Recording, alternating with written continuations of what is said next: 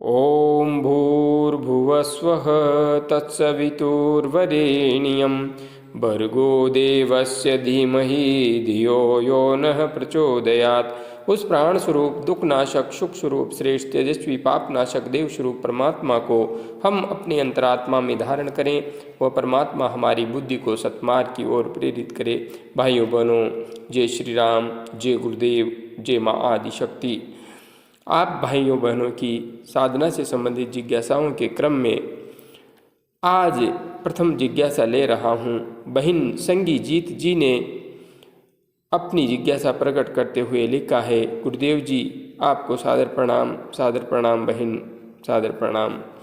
मेरे भी मूलाधार चक्रा में बैकबोन और क्राउन चक्रा पर पेन रहता है। ध्यान में मूलाधार पे ध्यान करती हूँ तो वाइट लाइट कंटिन्यू दिखती है। ध्यान में झटके भी लगते हैं। प्लीज़ मार्गदर्शन कीजिए। बहन, आपने जो कुछ लिखा है इससे स्पष्ट पता चल रहा है कि आपकी कुंडलिनी ऊर्जा, प्राण ऊर्जा सक्रिय हो चुकी है। यह निश्चित है कि आप जिस आसन पर बैठकर ध्यान करती है उसकी स्थिति सही नहीं है। इस वजह से ऊर्जा सहजता से ऊपर नहीं उठ पा रही है।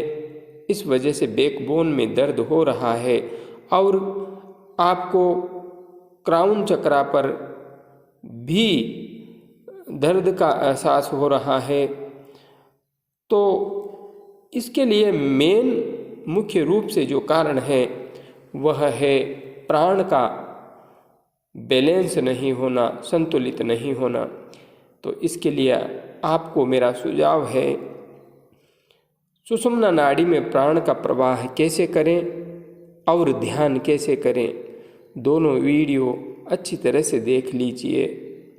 अनुलोम विलोम नाड़ी शोधन प्राणायाम, कपाल भाती प्राणायाम और भ्रामरी प्राणायाम का अवश्य अभ्यास कीजिए और उसके बाद में आप ध्यान कीजिए। आपके बैठने की जो स्थिति है वह सही है या नहीं है, इस संबंध में आप आसन सिद्धि नाम से मेरा वीडियो है वह देख लीजिए, जिससे कि आपको ध्यान में जो बैठने की वास्तविक सही स्थिति है उसका ज्ञान हो जाएगा। आगे भाई नीलेश तलपे जी ने अपनी जिज्ञासा प्रकट करते हुए लिखा है, प्रणाम श्रीमान जी, मेरा एक प्रश्न था आपसे, क्या समाधिस्थ होने के बाद इंसान को कोई भी भौतिक चीज़ों की ज़रूरत नहीं पड़ती है? क्या वह बिना खाना पानी और उसकी दिनचर्या के संस्कारों के बिना जिंदा रह सकता है? तो यहाँ पर नीलेश जी ने आगे भी पूछा है। पहले मैं इसी प्रश्न पर चर्चा कर लेता हूँ। नीलेश जी, आपने लिखा है कि क्या समाधिस्थ होने के बाद इंसान को कोई भी भौतिक चीज़ों की ज़रूरत नहीं पड़ती है? हाँ बिल्कुल, यदि व्यक्ति समाधिस्थ हो जाता है तो उसे भौतिक चीज़ों की, भौतिक वस्तुओं की ज़रूरत नहीं पड़ती, किंतु इसका वास्तविक अर्थ यह है जब तक वह समाधि में बैठा रहेगा तब तक नहीं पड़ती। समाधि से उठने के बाद कोई भी व्यक्ति हो, उसे इस शरीर को चलाने के लिए भौतिक वस्तुओं की आवश्यकता निश्चित रूप से होगी, इसमें कोई संशय नहीं है। क्या वह बिना खाना पानी और उसकी दिनचर्या के संस्कारों के बिना जिंदा रह सकता है? हाँ बिल्कुल रह सकता है। जब तक वह ध्यान में समाधि में रहेगा तब तक वह बिना खाना पानी और दिनचर्या के अन्य संस्कारों को किए बिना रह सकता है।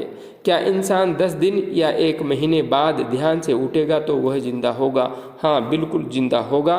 वैसे इतनी लंबी समाधि का मुझे अनुभव तो नहीं है, किंतु बिल्कुल यह निश्चित है वह जिंदा रहेगा। और दूसरा नीलेश आगे कह रहे हैं कि और दूसरा प्रश्न है, क्या समाधि में होने के बाद समय की गति या सीमाएं समाप्त हो जाती है? बिल्कुल सीमाएं समाप्त हो जाती है। समाधि में जाने के बाद में उस साधक के शरीर पर समय का अर्थात काल का कोई भी प्रभाव नहीं होता। एक आदमी ने उसके समाधि से जागने के बाद दिए इंटरव्यू में कहा है कि मैं 13 दिन से समाधि में था और जागने के बाद मुझे ऐसा लगा कि अभी सिर्फ 6 घंटे हुए हैं। क्या यह बात सही है? बिल्कुल सही है। ऐसा ही अनुभव होता है। जब व्यक्ति समाधिस्थ हो जाता है तो उसे समय का कोई भी भान नहीं रहता। उसे ऐसा ही लगता है कि मैं अभी बैठा था और अभी उठा हूँ, मुझे कोई अधिक समय नहीं हुआ है। इसलिए आप जो समझ रहे हैं, ये जो आपने प्रश्न पूछे, तो व्यक्ति जब साधना करता है, समाधि में चला जाता है, उस समय तो उसे खाने पीने की या दिनचर्या की अन्य क्रियाकलाप करने की जरूरत नहीं होती। किंतु यदि साधना से उठता है, समाधि से उठता है, तो उसे कुछ न कुछ लेना अवश्य पड़ेगा और दिनचर्या के अन्य कार्य भी करने पड़ेंगे। आगे भाई सत्येंद्र रावत जी ने अपनी जिज्ञासा प्रकट करते हुए लिखा है। नमस्कार गुरुजी। नमस्कार सत्येंद्र जी, नमस्कार। मेरा सवाल है कि कभी कभी मुझे गंध आती है। चंदन की गंध बहुत अलग होती है। कभी कभी मुझे एक उज्जवल प्रकाश दिखाई देता है। जब मैं अपनी आंखें बंद करता हूँ, जब मैं अपनी आंखें खोलता हूँ तो यह पूरी तरह से अंधेरा होता है। कभी मुझे लगता है कि कोई भारी वस्तु मेरे ऊपर आ गई है और मुझे नीचे धकेल रही है। उसके बाद मुझे लगा कि ब्रह्मांड मुझसे आगे बढ़ रहा है। कभी कभी मुझे लगता है कि मेरा शरीर बहुत हल्का हो गया है और ऊपर की ओर उठ रहा है।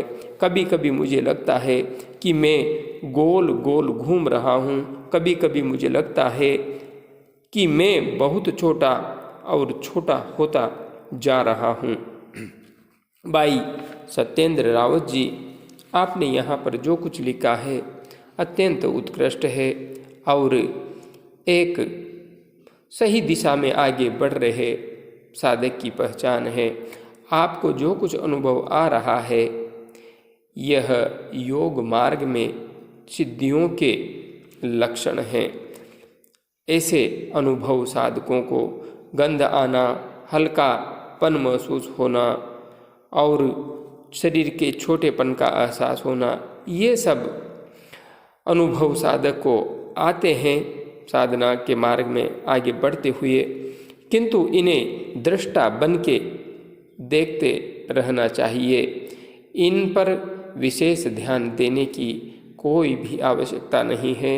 आप सिर्फ और सिर्फ अपनी साधना पर ध्यान दीजिए और निरंतर आगे बढ़ते रहिए। अनुभव आएंगे और धीरे धीरे शांत होते चले जाएंगे। आगे बढ़ते रहिए, निरंतर आगे बढ़ते रहिए। सब कुछ ठीक चल रहा है, बिल्कुल ही ठीक चल रहा है। आज के लिए इतना ही। जय गुरुदेव, जय माँ आदि शक्ति।